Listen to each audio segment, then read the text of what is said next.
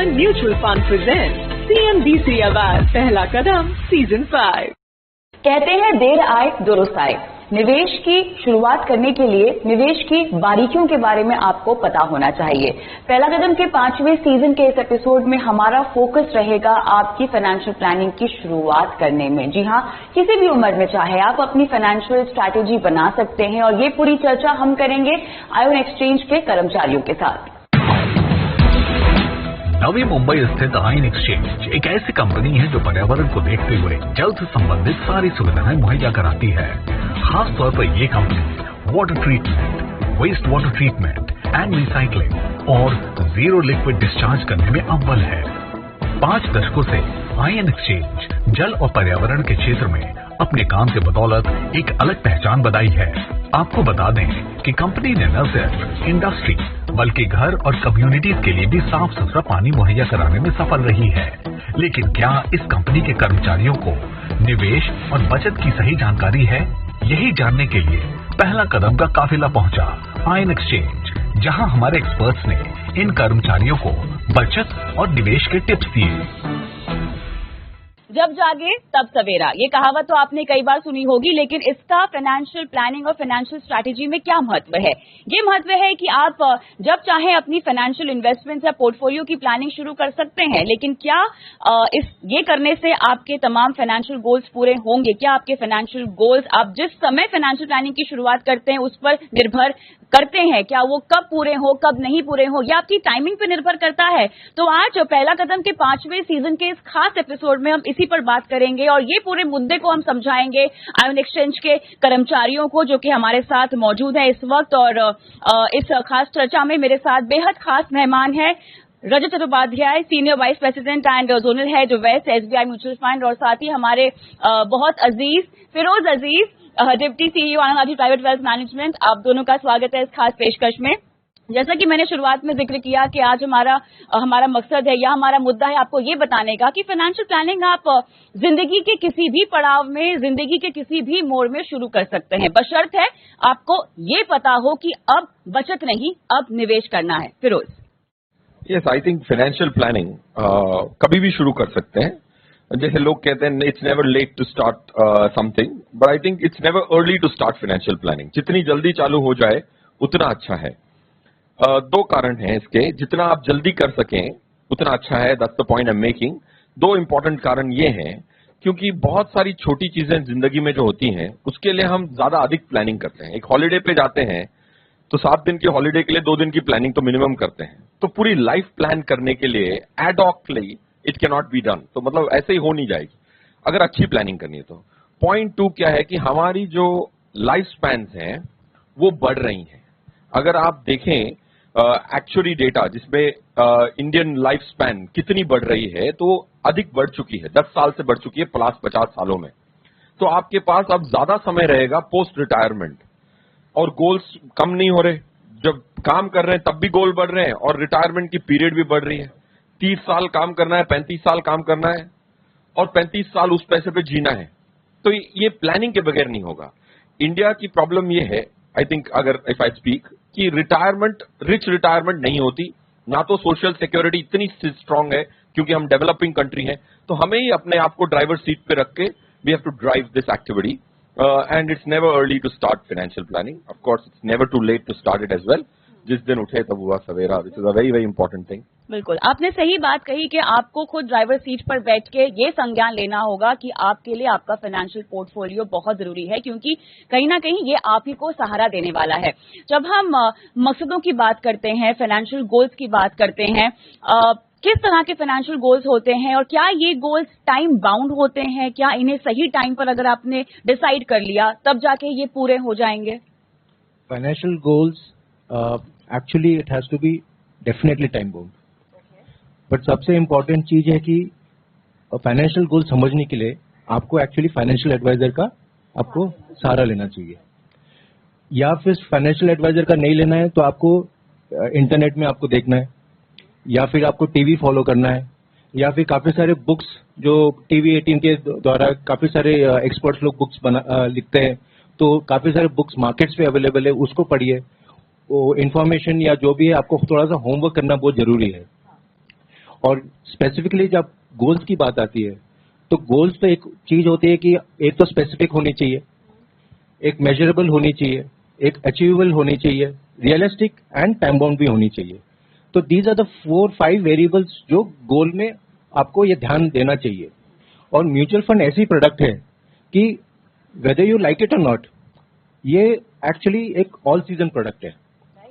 और यहाँ पे अगर शुरुआत करें, जैसे आप लोग सब नौकरी करते हैं तो सबसे पहले हम लोग को सैलरी जो आती है आपको बैंक अकाउंट में आती है ना। बैंक अकाउंट में हमारे सेविंग्स अकाउंट में पड़े रहते हैं ना। सेविंग्स अकाउंट में आज की तारीख में इंटरेस्ट अगर देखें तो वहां पे आपका 3.5-4% का इंटरेस्ट रेट है। तो अगर आपको थोड़ा बेटर इंप्रूवमेंट चाहिए रिटर्न्स में, तो आपको देखना है कि चलो म्यूचुअल फंड में लिक्विड फंड्स अवेलेबल है। क्योंकि म्यूचुअल फंड में क्या होता है, लोग समझते हैं कि खाली इक्विटी फंड्स है, उनको एक्चुअली पता नहीं है कि यहाँ पे लिक्विड फंड्स भी होते हैं, डेट फंड्स भी होते हैं, हाइब्रिड फंड्स भी होते हैं। ये जानकारी थोड़ा हो रही है, बट अभी भी काफी बाकी है कि जहां पे थोड़ा सा इनका विजिबिलिटी होए। नाउ जैसे सेविंग्स बैंक अकाउंट का जो बात की है कि आपको थोड़ा सा बेटर रिटर्न चाहिए 4% से, तो वो कैसे? तो म्यूचुअल फंड में आपका अगर होराइजन अगर कम है तो आप वो लिक्विड फंड में डाल सकते हैं। तो सेविंग्स का एक हो गया कि चलो आप उसमें आप लिक्विड फंड्स का ऑप्शन एक देख सकते हैं। वैसे ही अगर बैंक अकाउंट में देखें, आपके पास काफी सारे बिजनेसमैन है, करंट अकाउंट होते हैं ना। करंट अकाउंट में क्या होता है कि वहां पे इंटरेस्ट नहीं मिलता है, तो कंपनीज क्या करते हैं, वो लिक्विड फंड में वापस इन्वेस्ट करते हैं कि वहां पे आपको ऑलमोस्ट लाइक 5% के हिसाब से आपको रिटर्न आ जाता है। Plus money is available to you, आपको पैसा चाहिए आपको एक दिन में मिल सकता है। आपको अगर होराइजन 7 दिन, 15 दिन, 1 महीने का है तो भी आपका रिटर्न। तो बिल्कुल मेरे ख्याल से हर टाइम होराइजन के हिसाब से आपके पास एक निवेश का विकल्प है म्यूचुअल फंड में, जिसका सारा आपको लेना चाहिए, जिसका फायदा आपको उठाना चाहिए, क्योंकि यहाँ पर आपको रिटर्न, आपको कमाई ज्यादा हो रही है। लेकिन फिरोज, थोड़ा सा अगर मैं इससे बाहर निकलना चाहूँ, जब मैं ये कहती हूँ कि it is never too late, it is never too early to start investment, इसका मतलब क्या होता है? क्योंकि यहाँ पे जैसे कि मैं क्राउड देख रही हूँ, बहुत मिक्स क्राउड है। यहाँ पर युवा भी है, यहाँ पर मिड एज लोग भी हैं जो मेरे ख्याल से फाइनेंशियल पोर्टफोलियो के बारे में ज्यादा जागरूकता रखते होंगे, लेकिन युवा भी हैं जो कि इन्वेस्टमेंट्स के बारे में शुरुआत करना चाहते होंगे। कोई बचत के लिहाज से सोचता है, कोई निवेश के लिहाज से सोचता है। तो हम ये कैसे डिसाइड करें कि मेरा कौन सा गोल किस उम्र में लाइनअप होना चाहिए और किस तरह से उसके लिए मुझे रिस्क उठाकर इन्वेस्टमेंट करनी चाहिए? देखिए, ऑफ कोर्स सोचते ये सब है। हाँ बिल्कुल। अब उससे फायदा लेना है तो एक्शन करना है। राइट। 3-4 साल तो इसी में निकल जाते हैं, फिर वो पहले कि कुछ करना है, फिर थोड़े चिंतित होते हैं, फिर उसी में 7-8 साल वेस्ट हो जाते हैं। राइट। सो देखिए, इन्वेस्टमेंट शुरू करना, बहुत सारी हमारी जो एक्सपेंडिचर्स होती हैं वो पूरे उसमें से काफी सारी डिस्क्रिशनरी स्पेंडिंग होती है, जिसके बगैर आप अपनी जिंदगी आराम से चला सकते हैं और आपको याद भी नहीं रहता कि इस पे खर्च किया था मैंने। सो डिस्क्रिशनरी स्पेंड, जब तक कि खर्च पे पकड़ नहीं आएगा तब तक सेविंग पे पकड़ नहीं आएगा, जब सेविंग पे पकड़ नहीं आएगा तब तक इन्वेस्टमेंट पे पकड़ नहीं आएगा। तो सेविंग्स करने में इंडिया माहिर है।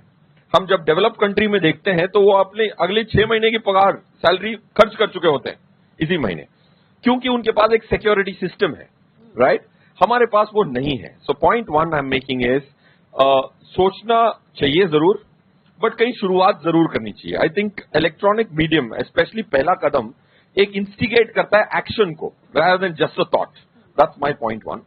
Point 2, गोल्स जब बहुत सारे होते हैं, आपको एक वीकेंड निकालना पड़ता है और गोल्स अपने पूरे गोल लिखने पड़ते हैं और उनमें 2 भाग में उनको डिवाइड करना पड़ता है। एक जो very very important to have, those are the second part is जो गुड टू हैव। अगर हो जाए तो बहुत बढ़िया है, बहुत अच्छी चलेगी जिंदगी, बट ये तो बहुत जरूरी है। राइट। जैसे रजत साहब ने कहा कि स्मार्ट होना चाहिए गोल, मेजरेबल होना चाहिए, राइट, स्पेसिफिक होना चाहिए। तो एक वैल्यू डालें उसको। पहले first step is put goals. Good to have goals are holidaying, right, shopping, right, jewellery, second home, holiday home, ये सब गुड टू हैव गोल्स है। जिंदगी यूं ही भी अच्छी कटेगी, ये बेहतरीन कटेगी अगर गोल। सो मेक श्योर इसके लिए अधिक प्लानिंग हो जाए, फिर जाएं ये वाले गोल्स पे।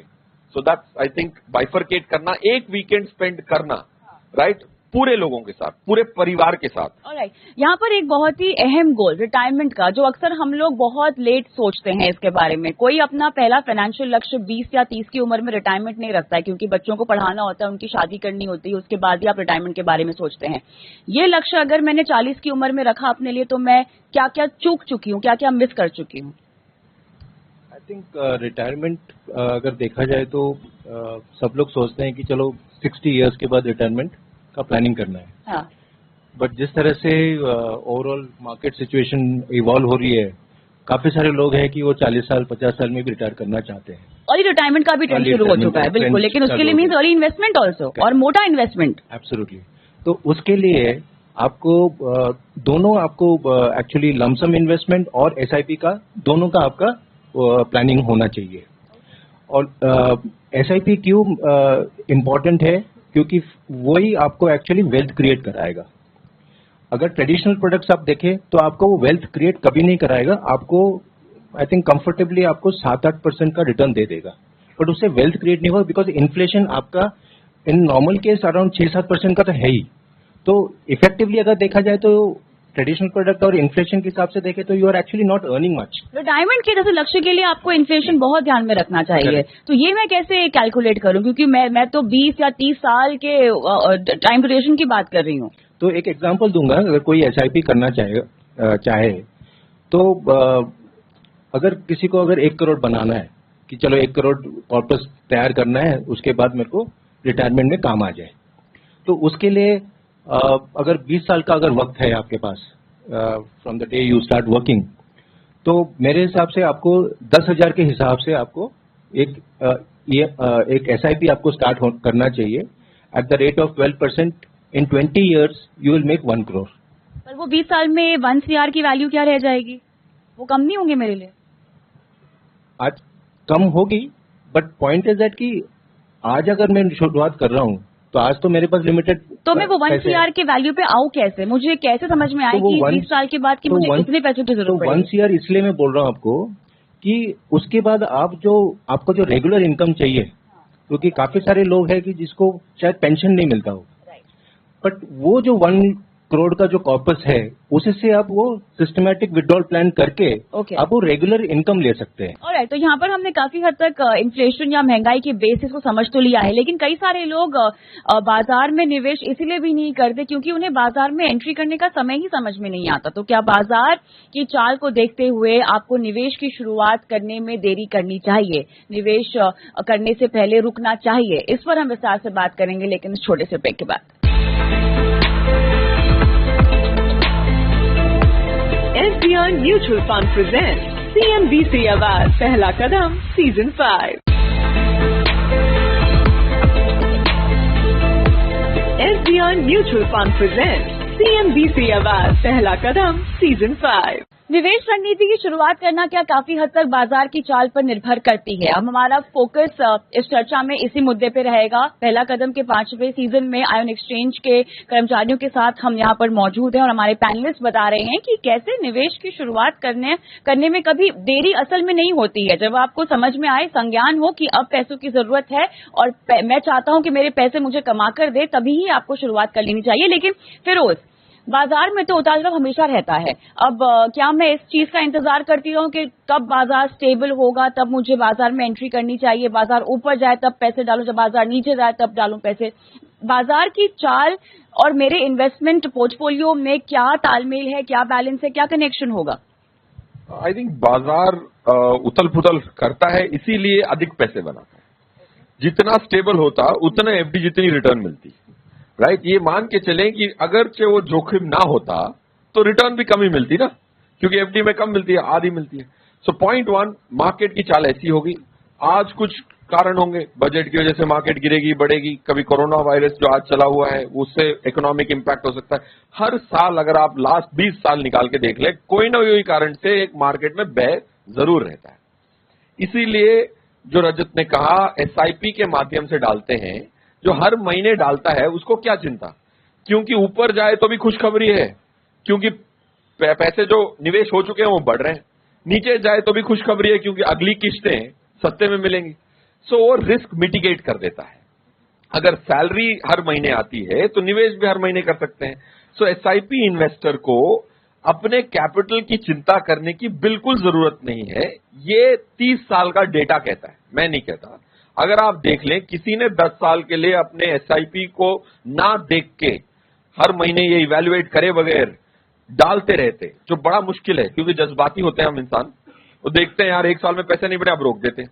अगर वो 10 साल वैसे के वैसे चलाते रहे तो double digit return minimum I है, राइट। 11-12% आराम से आई है। उसमें बुरा से बुरा वक्त भी निकला, अच्छे से अच्छा वक्त भी निकला। 10 साल बाद सबसे बदनसीब इन्वेस्टर को, राइट, 11-12% मिलती है। तो किस रिस्क की बात कर रहे हैं हम? रिस्क का फायदा तब सबसे ज्यादा होगा जब आप अपने पोर्टफोलियो को डाइवर्सिफाई करेंगे, अलग अलग एसेट एलोकेशन में आप पैसे डालेंगे। तो मुझे ये जानना है आपसे रजत जी, डाइवर्सिफिकेशन पोर्टफोलियो में बहुत जरूरी है। सोना भी चाहिए, रियल एस्टेट भी चाहिए, इक्विटी भी चाहिए, लेकिन मैं कैसे डिसाइड करूं कि शुरुआत किससे हो?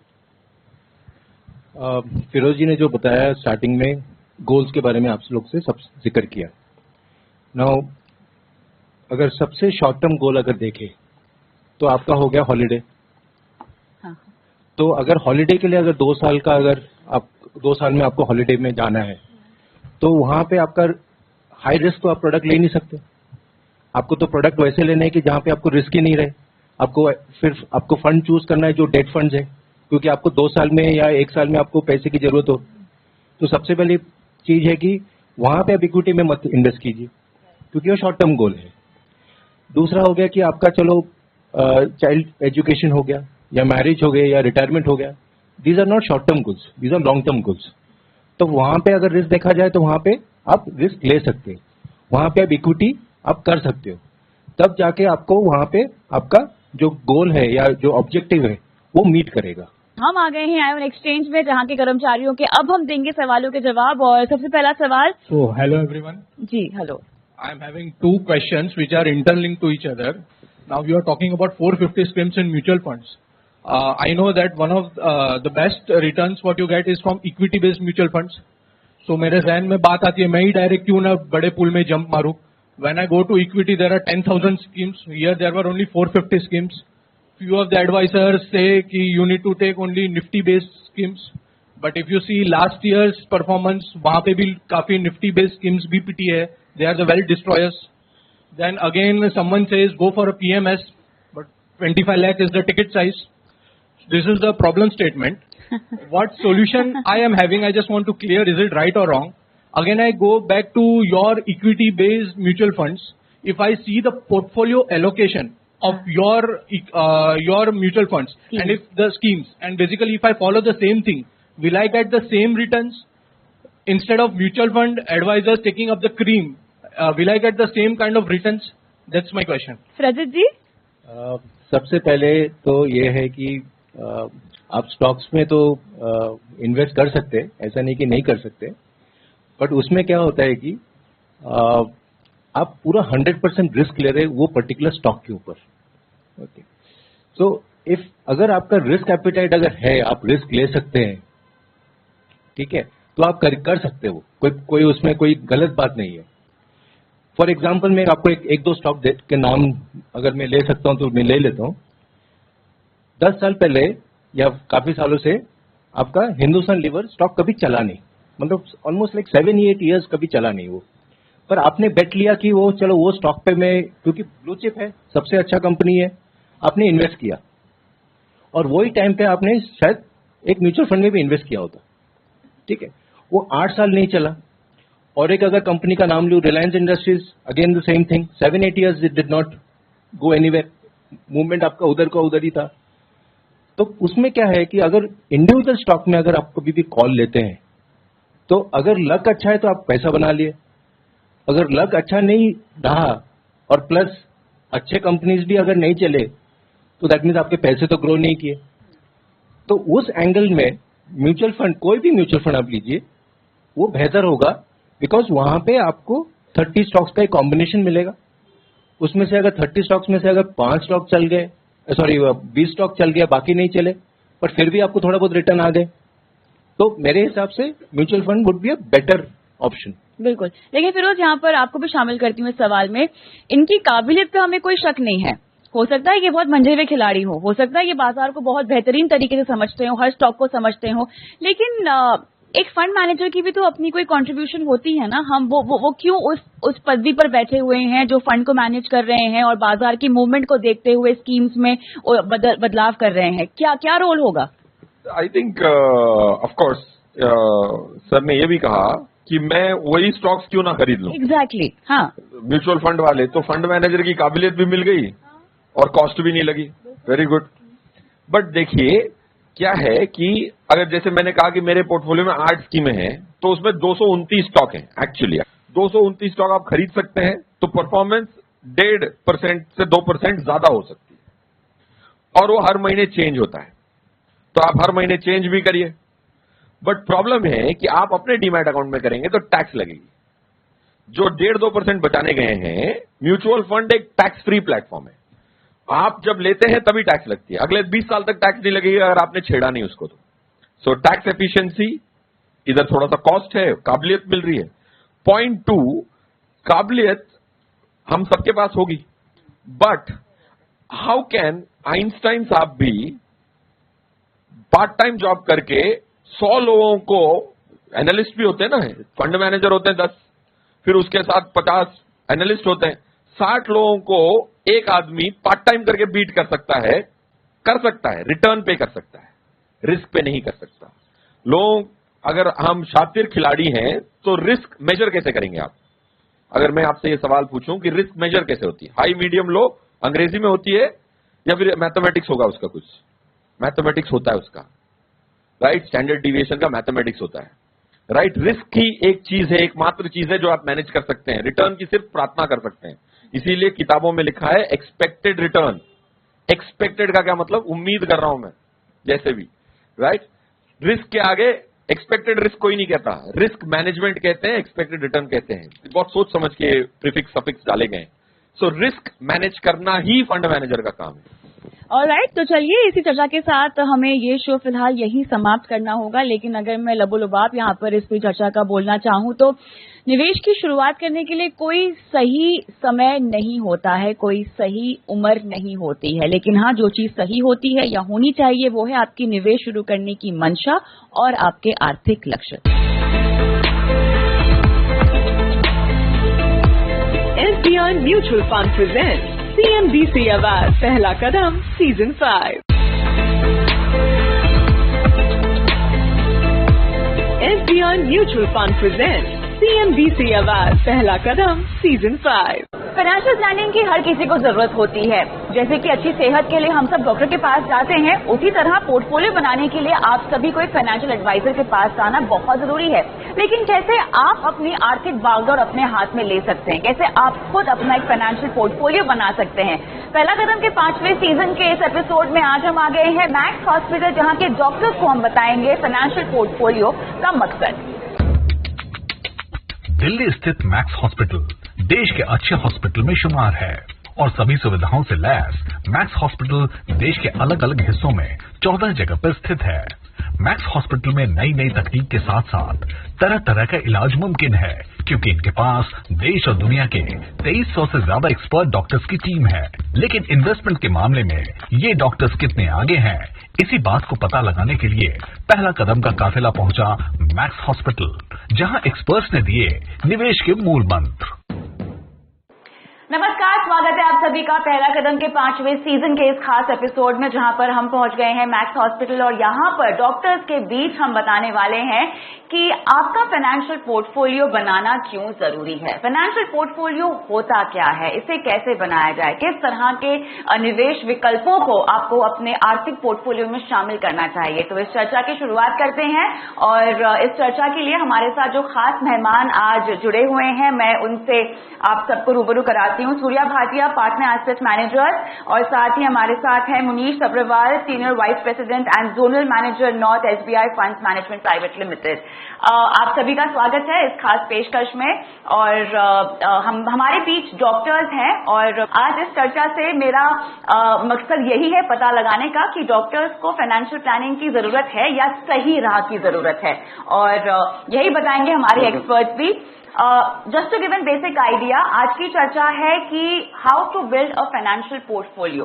आपके पास एक फाइनेंशियल पोर्टफोलियो होना क्यों जरूरी है? सूर्या जी, आसान भाषा में अगर हम कहें तो या समझे, भारत में हम सबकी जो माइंडसेट है वो निवेश को लेकर बहुत कम है। बहुत कम लोग इन्वेस्टमेंट को समझते हैं, सेविंग्स को हर कोई समझता है, और इसीलिए हम सबको लगता है कि अगर हमारे सेविंग्स अकाउंट में, अगर हमारे बचत खाते में पैसे हैं तो मतलब हमारे पास पैसे हैं। निवेश करना हो तो फिक्स डिपॉजिट में कर लो, रियल एस्टेट जरूरी है क्योंकि रिटायरमेंट का बैकअप है, और सोना हमारे पास होना चाहिए। सेविंग्स माइंडसेट से निकलकर इन्वेस्टमेंट माइंडसेट में आना जरूरी हो गया है फाइनेंशियल पोर्टफोलियो बनाने के लिए। जी बिल्कुल जरूरी है ये। इससे पहले ना, अगर आप गौर करेंगे, जो सेविंग रेट है, जो भारत की सेविंग की दर है, हाँ, वो है 25 से 30% की। तो इस हिसाब से लगता है कि जो हमारा देश है सबसे ज्यादा सेविंग कर रहा है। मतलब कुल मिला के जो लोग, जितने प्रतिशत लोग बचत करते हैं, जो बचत करते हैं, ओके, पर जो बचत करते हैं, क्या वो बचत सही मात्रा में जा रही है निवेश के अंदर, ये नहीं पता किसी को। ओके, आपके बैंक के अंदर कितना पैसा पड़ा है, that is considered as saving, पर वो सच नहीं है और वो एक गलत परिभाषा है। क्या उस पैसे को आप वहां से निकाल कर कहीं और डाल सकते हैं, कहीं निवेश कर रहे हैं, उसको कन्वर्ट कर रहे हैं सेविंग से इन्वेस्टमेंट के अंदर। बिल्कुल, तो बहुत एक पतली इसकी वो है line which separates the two together, पर इसको करना इतना आसान नहीं है। समझ सबको आती है, जैसे आपने कहा कि सोना खरीदते हैं, जैसे ही यहाँ पर पैदा होते हैं ना हमारे देश के अंदर, एक सोना और एक प्रॉपर्टी, ये हमारे में ठोक कर बजाई जाती है कि ये चीजें आपको खरीदनी ही खरीदनी है, क्योंकि घर एक ऐसी चीज है आपके पास होना चाहिए। सोना तो सब जानते ही हैं, और पिछले 1 साल में अगर आप देखें तो सोने की बढ़ गई है 25% के हिसाब से, और पिछले 5 साल में जो कि नेगेटिव ग्रोथ थी उसकी, वो किसी ने नहीं देखी, पर जो बड़ी है, अब जैसे सोवरेन बॉन्ड का इश्यू आया है, अभी आजकल चल भी रहा है वो, तो इतनी डिमांड है उसकी, और क्या वो अच्छी स्कीम है, ये एक सवाल निशान है। लेकिन आपने बहुत इंटरेस्टिंग बात कही, जो मैं चाहती हूँ कि मनीष जी आप इसको आगे बढ़ाएं। बचत खाते में हम सब पैसे डालते हैं, और जैसा सूरज जी ने कहा कि आपके पैसे जो हैं आपको कमा कर दे सकते हैं। बचत खाते में आप जो पैसे डालते हैं वो इन्हीं की तो गाड़ी कमाई है, और वो उनको कमा कर दे सकती है अगर वो सही जगह उसको निवेश करें। अगर मुझे 5% सेविंग में मिल रहा है, तो अगर मैं उसको सही एसेट क्लास में, मनीष जी, अगर इन्वेस्ट करूं तो मैं कितना कमा सकती हूँ सालाना? देखिए, अगर हम सेविंग को समझते हैं तो उसके में 3 सेविंग के प्रिंसिपल हैं, और इन्वेस्टर सिर्फ फर्स्ट प्रिंसिपल तक ही लिमिटेड है। हमने जैसे कंपाउंडेड इंटरेस्ट का फार्मूला हम कहते हैं, जैसे फ्यूचर वैल्यू की बात करते हैं, future value depends upon PV, present value 1 + r⁴n। जो इन्वेस्टर है सिर्फ प्रेजेंट वैल्यू तक ही, कितना हम सेव करते हैं उसी पे अपने आप को लिमिट करते हैं। सेकंड है रिटर्न, हम अपने पैसे पे क्या कमा रहे हैं, वो हमारे फ्यूचर को डिसाइड करता है। अगर मेरा पैसा सेविंग बैंक में पड़ा है जिसपे 4% सपोज इंटरेस्ट मिल रहा है, आजकल वो भी नहीं मिल रहा, तो मेरा पैसा 18 साल में डबल होगा। अगर वही पैसा मेरा सपोज उसी बैंक की एफडी में है जहां पे 8% रेट मिलता है, 8% आजकल की रेट में रेट नहीं है फिक्स डिपॉजिट का, बट वो पैसा 18 साल के पीरियड में 4 गुना हो जाता है। अगर वही पैसा मेरा किसी ऐसे इंस्ट्रूमेंट में लगा है जहां पे 12% का रिटर्न मिल रहा है, तो money will be more 8 times. और तो इसलिए मैं अपने पैसे पे क्या कमा रहा हूं वो मेरा फ्यूचर डिसाइड करता है। And third which is more important, मैं कितने लंबे समय के लिए निवेश कर रहा हूं, एन पावर एन, वो मेरे फ्यूचर को डिसाइड करती है। अगर हम इन तीनों चीजों के कॉम्बिनेशन के साथ अपने गोल्स को प्लान करेंगे कि हम ज्यादा सेव करना, सब लोग ज्यादा से ज्यादा सेव करने की कोशिश करते हैं, बट उस पर क्या कमा रहे हैं और कितने लंबे समय के लिए निवेश कर रहे हैं, तो वो बहुत जरूरी है। और सेकंड वो बहुत जरूरी है मीडियम। मेरे गोल्स अलग अलग हैं। अगर आपका 3 महीने 6 महीने का गोल है, probably the fix deposit will be your good option. But अगर आपका 15 साल 20 साल का गोल है, तो वो फिक्स डिपॉजिट आपके लिए ठीक ऑप्शन नहीं हो। कौन सा मीडियम हो हमारा, कौन सी एसेट क्लास में पैसा इन्वेस्ट करना है, दैट विल डिसाइड मेरी रिस्क टेकिंग कैपेसिटी है, मेरी रिस्क टेकिंग कैपेसिटी क्या है, मेरा होराइजन क्या है, और उसके अकॉर्डिंगली अगर हम करेंगे तो then probably we are able to achieve our goals in a much better. बिल्कुल, तो जो सर ने समझाया वो बेसिक थंब रूल है आपके फाइनेंशियल पोर्टफोलियो का। गोल्स का आपने जिक्र किया है।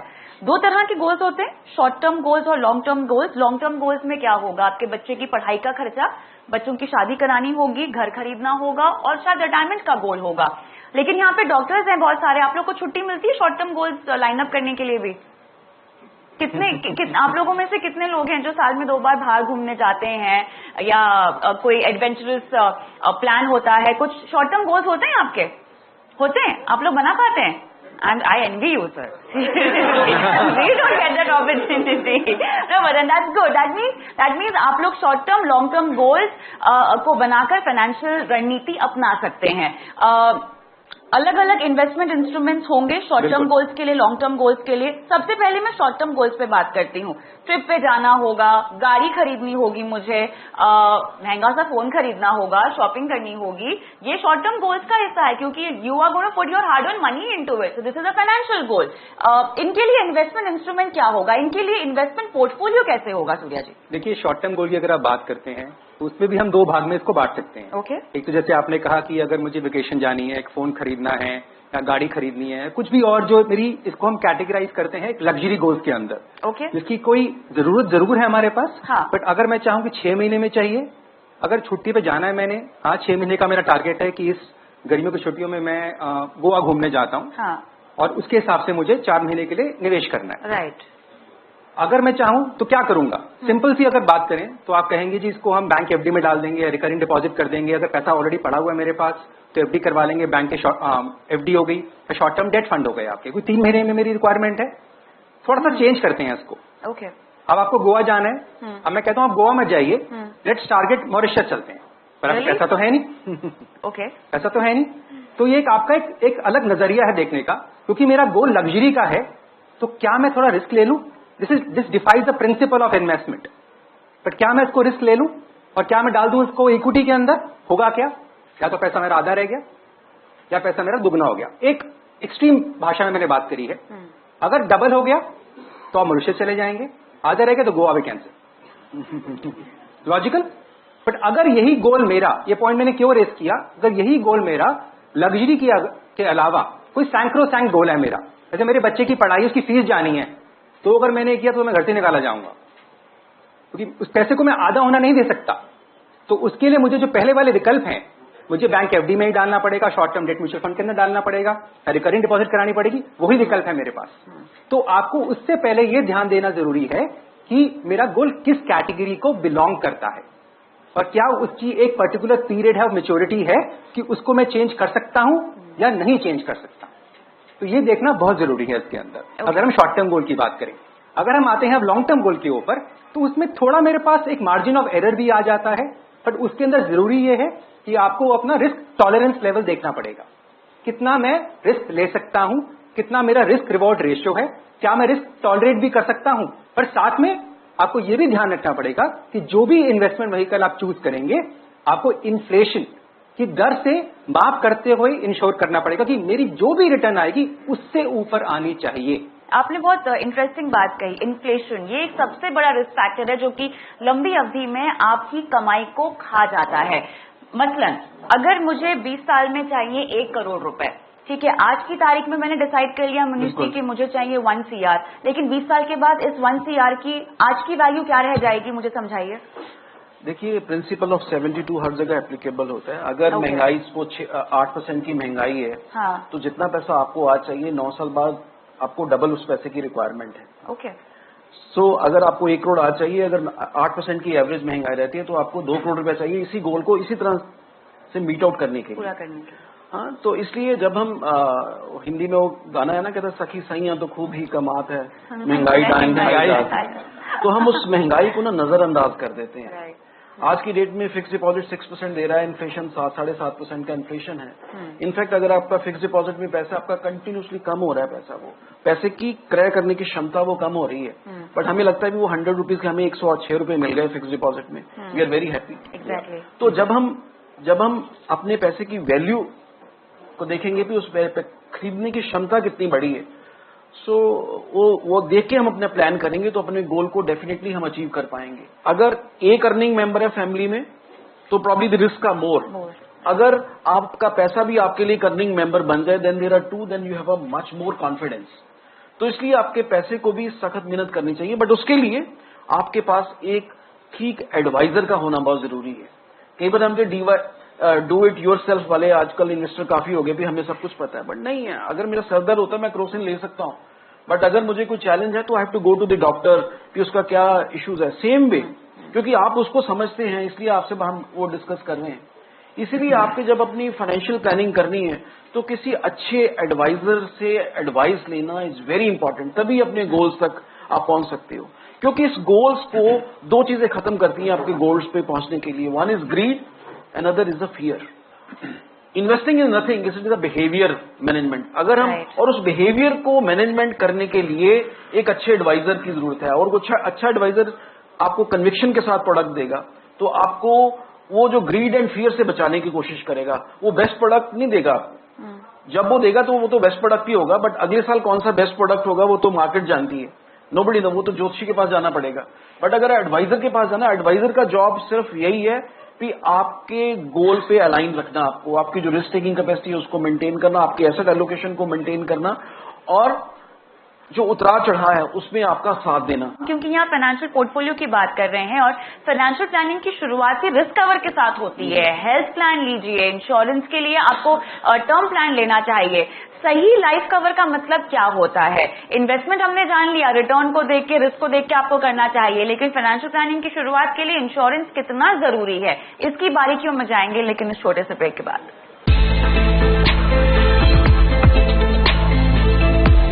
SBI Mutual Fund presents CNBC Award पहला कदम Season 5।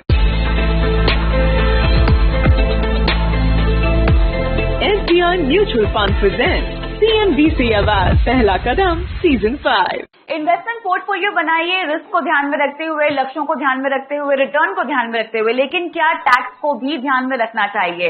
पहला कदम के 5वें सीजन के इस एपिसोड में मैक्स हॉस्पिटल में है, जहां पे बहुत दिलचस्प डॉक्टर हमारे बीच हैं और हमारे पैनलिस्ट भी हैं। टैक्स इम्प्लीकेशन को हम अपने इन्वेस्टमेंट पोर्टफोलियो में कैसे समझें? देखिए, दो चीजें जिंदगी में फिक्स है, one is tax, another is the death. हाँ, ओके, उसको प्लान नहीं कर सकते, डेथ को प्लान नहीं कर सकते, बट टैक्स को हम कम जरूर कर सकते हैं। तो उसके लिए म्यूचुअल फंड एक पैम्पर्ड क्लास है आज की डेट में, अगर बोलूं मैं आपको। पैम्पर्ड क्लास कैसे? क्योंकि यहाँ पे टैक्स बेनिफिट्स हैं आपको। अच्छा, that way, okay, interesting. Government ने इंसेंटिव दिया है लोगों को कि they move toward the mutual funds. Fix, for example, दो प्रोडक्ट हैं, फिक्स इनकम प्रोडक्ट्स हैं। हाँ। एक फिक्स डिपॉजिट है और एक आपका date oriented mutual fund product है। फिक्स डिपॉजिट में आपने सपोज 3 साल का एफडी फिक्स डिपॉजिट कर दिया, तो हर साल जो इनकम आपको एक्रू होता है, आपको मिला नहीं है, उस पे भी बैंक 10% टीडीएस काटता है, और उसके बाद अगर बैंक के उसके बाद आपकी इनकम में ऐड होता है जी। जिस टैक्स ब्रैकेट में आते हैं उसके अकॉर्डिंगली आपको टैक्स पे करना पड़ता है। ठीक है। पैसा आपके पास नहीं आया, 3 साल बाद जब है, हर साल आपको जब तक ये करना। म्यूचुअल फंड में क्या है, जो सबसे बड़ी है, जब तक पैसा विड्रॉ नहीं करेंगे, हाँ। आपकी कोई टैक्स लायबिलिटी नहीं है। भले मैं निवेश रोक दूं, हाँ, निवेश रोक दिया, एसआईपी रुक गई है मेरी, हाँ ठीक है। सपोज आपने फिक्स इनकम प्रोडक्ट में लमसम पैसा इन्वेस्ट किया था, 1 लाख रुपए इन्वेस्ट किया था, और आपने किया था भी अपनी बेटी की शादी के लिए किया पैसा है। अगर उसकी 15 साल तक वो पैसा रहेगा, 15 साल तक कोई टैक्स लायबिलिटी नहीं है। अच्छा। आज के टैक्स लॉज के अकॉर्डिंगली, ठीक है। जब तक उस पैसे को विड्रॉ नहीं करते। जब आप पैसा विड्रॉ करोगे, सपोज 15 साल बाद विड्रॉ करते हैं, it will become a long term capital gain.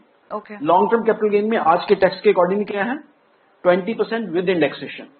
20% with indexation का मतलब क्या है? इंडेक्सेशन का मतलब क्या होता है? जितनी महंगाई कितनी बढ़ी है, गवर्नमेंट कहती है आपको तो एक्चुअल में तो वो रिटर्न है ना आपकी, जो महंगाई को लेस करने के बाद मिली, वही आपकी रिटर्न। हाँ। अगर आपको 7% कोई फिक्स डिपॉजिट दे रहा है, फिक्स इनकम इंस्ट्रूमेंट दे रहा है, और 5% उसमें इन्फ्लेशन है, महंगाई है, तो आपकी एक्चुअल रिटर्न तो 2% है ना। तो गवर्नमेंट कहती है म्यूचुअल फंड की केस में कि जो आपकी एक्चुअल रिटर्न है उसी पे आपको 20% टैक्स पे करना है। तो जितना आपने टैक्स बचा लिया, that is also adding to your return. बिल्कुल। तो इसलिए जब हम प्लान करते हैं अपने गोल्स, तो हम इन्फ्लेशन को तो देखना भी कौन सा इन्फ्लेशन प्रूफ इंस्ट्रूमेंट है, दैट इज वन, और नंबर 2 कौन सा टैक्स एफिशिएंट ऑप्शंस हैं उस टाइम पे अवेलेबल है, उसको देखना बहुत जरूरी है। तो ये सेम रिस्क प्रोफाइल में आपको म्यूचुअल फंड्स हैं, that is a better tax efficient. Alright, क्योंकि हम टैक्सेशन की बात कर रहे हैं, बजट में 2 टैक्स रिजीम कहा है कि अभी एग्जिस्ट करते हैं। मैं कैसे डिसाइड करूं मेरे लिए कौन सा सही टैक्स रिजीम होगा? सूर्य जी, देखिए, इसमें एक थोड़ी खामी है, वो ये है कि जो हमको लगता है कि इस बजट में 2 ऑप्शंस आपको मिली जी। एक ऑप्शन तो जो ऑलरेडी एग्जिस्टिंग स्कीम्स आपकी चल रही है टैक्स सेविंग के अंदर, हाँ। कि आपको 2.5 लाख तक की रिबेट मिल जाती है, डिडक्शन मिल जाती है, उसके ऊपर जो भी आपकी इनकम है उसके ऊपर आप 10%, 20%, 30%। This is the pre budget era. अब पोस्ट बजट की हम बात करें तो उसके अंदर आपके पास स्लैब्स आ गए हैं। हर 2.5 लाख के अंतराल के ऊपर आपको एक स्लैब मिल गया है जिसमें आपका टैक्स की रेट 10%, 12%, 15% एंड सो फोर्थ आपका टैक्स रेट बढ़ गया। पर कंडीशन ये आ गई कि आप अब कोई भी डिडक्शन क्लेम नहीं कर पाएंगे, चाहे वो स्टैंडर्ड डिडक्शन हो, चाहे वो HRA बेनिफिट हो, चाहे वो ATC की डिडक्शन हो, चाहे वो मेडिकल प्रीमियम हो। तो इसका एडवांटेज किसको मिलेगा? 2 तरह के जो इन्वेस्टर कह लीजिए, टैक्स एसेसी कह लीजिएगा आप, वो पहला तो वो टैक्स एसेसी इसके अंदर आएगा जिसके पास कैपेसिटी नहीं है सेविंग करने की, जो सेविंग करता ही नहीं था पर टैक्स पे करता था, थोड़ा ग्रम्बल करता था कि भाई टैक्स बहुत चले जाता है, so he becomes the happiest of the lot, which means वो कौन सा इन्वेस्टर हुआ? उसकी जेन्युइन नीड्स हैं, फैमिली बड़ी है, खर्चे हैं और वो बचत नहीं कर पाता। दूसरा कौन सा निवेशक हुआ? जो स्पेंड थ्रिफ्ट है और जबरदस्ती टैक्स सेविंग करता था मार्च के महीने में आकर, कहेगा अब तो बहुत ही बढ़िया हो गया, खर्चा ही कर लो और कम इन द लोअर स्लैब्स। तो उनको नुकसान होगा लंबे समय के अंदर, क्योंकि उनके पास कोई अब रीजन नहीं है सेव करने के लिए। और एडवांटेज ये है इन केस ऑफ सैलरी एसेसीज कि आप कभी भी किसी भी साल में ऑप्शन 1 या ऑप्शन 2 को चूज कर सकते हैं, जो कि बिजनेस एसेसीज को नहीं है। अगर कोई डॉक्टर कंसल्टेंट है तो उसके पास शायद ये ऑप्शन नहीं होगी। अगर उसने ये चूज कर लिया मैं ऑप्शन 2 में जाऊंगा और अगले साल मैं शायद वापस ऑप्शन 1 में चले जाऊं, अगर सैलरीड है तो आप ये कर सकते हैं। ऑलराइट, चलिए अब शुरू करते हैं सवाल जवाब का सिलसिला और पहला सवाल आप पूछेगा। मेरा नाम यशस्विका है। मेरा सवाल इसी को लेकर है कि मैं मंथली SIP करती हूँ, लेकिन अभी जो मैंने देखा कि जो वैल्यू थी वो कम हो गई। बिल्कुल, मैंने लॉन्ग टर्म के लिए किया, लेकिन मुझे अब क्या करना चाहिए कि जो वैल्यू है वो कम हो गई? देखिए सबसे हम ना फाइनेंस यहाँ स्टॉक मार्केट बाय लो सेल हाई है, जब मार्केट नीचे उस वक्त खरीदो, जब मार्केट ऊपर उस वक्त बेच दो। कहना बड़ा आसान है but nobody can do it, but आप कर सकते हैं अगर SIP के इन्वेस्टर है तो। आप जब मार्केट आपको लगे भी आपके जो पैसा इन्वेस्ट किया उसकी वैल्यू कम हो गई है तो you put more money in that. पर सर कैसे NAV गिर रही है ना, फंड की BP हाई हो रहा है हमारा, हम कैसे डालेंगे और पैसा? It is also called as a rebalancing concept. Okay, सारे इन्वेस्टर्स को साल में एक बारी तो अपने पोर्टफोलियो को रिव्यू करना चाहिए कि मेरा एलोकेशन सपोज करिए अगर 50 डेट है 50 इक्विटी है, तो अगर जैसे मार्केट पिछले 3 महीने से गिर रही है तो अगर आपका जो 50% इक्विटी है वो गिर गया, वो 45 पे आ गया, तो उसको आप दोबारा 50 पे ले आइए। तो इसका मतलब क्या होगा? जब मार्केट गिरी है आप इसका मतलब और पैसा डालेंगे उसको उसी लेवल पे लाने के लिए, but vice versa is also true. तो यही अगर 1 साल के बाद आपका 50 का 55 हो जाता है इक्विटी का portfolio, you can again bring it down to 50। लेकिन आप जब मार्केट बढ़ रही है थोड़ा सा आप निकाल रहे हैं, डेट में ला रहे हैं, और जब गिर रही है तो आप इक्विटी में डाल रहे हैं। तो अब SIP के अंदर भी थोड़ा सा लेकिन मुझे यहाँ पे एक चीज समझ नहीं है, शेयर मार्केट में मैं निवेश करती हूँ तो मैं शेयर्स खरीदती हूँ, तो मैं क्यों ऐसे समझूं कि जब बाजार गिर रहा है तो म्यूचुअल फंड में SIP के जरिए निवेश करना ज्यादा सुरक्षित होता है, उतना घाटा नहीं होगा जितना डायरेक्टली शेयर खरीदने पर होगा? क्योंकि आप एक शेयर खरीद रहे हैं। ओके, एक स्कीम के अंदर आपके पास 40 से 50 शेयर्स हैं म्यूचुअल फंड में। एक भी स्कीम है, अगर आपने जैसे मैम आपने अगर 5 म्यूचुअल फंड में आप SIP कर रहे हैं तो अगर 40 का अगर आप एवरेज भी लेंगे तो आपके पास तो 200 शेयर हैं। ओके, तो क्योंकि मेरी राशि छोटी है, अगर मैं 10,000, 20,000, 50,000 भी सेव कर रहा हूं तो मैं कितने स्टॉक खरीदूंगा? 2, 3, 4, 5 मैक्सिमम। अगर उसमें से 2 भी गिर गए तो मतलब 40% पोर्टफोलियो डिप्लीट कर गया। राइट, तो here you have the advantage of diversifying with in very less number of schemes. Right, तो मैम आप SIP नहीं रोकेंगी, आप SIP चाहे तो बढ़ा देंगे। ऑलराइट, और इन्वेस्टमेंट की शुरुआत करने में कोई जल्दबाजी ना करें, सोच समझ के करें, और इसका कोई टाइम पीरियड नहीं होता है, जब जागे तभी सवेरा, जब आपको समझ में आ जाए तभी शुरुआत कर लीजिए, शुरुआत करना बहुत जरूरी है। और इसी नोट पे इस चर्चा को मैं यही समाप्त करना चाहूंगी। बहुत बहुत शुक्रिया आप सभी का और आप पैनलिस्टों का भी जानकारी देने के लिए। इस पेशकश में फिलहाल इतना ही, नमस्कार।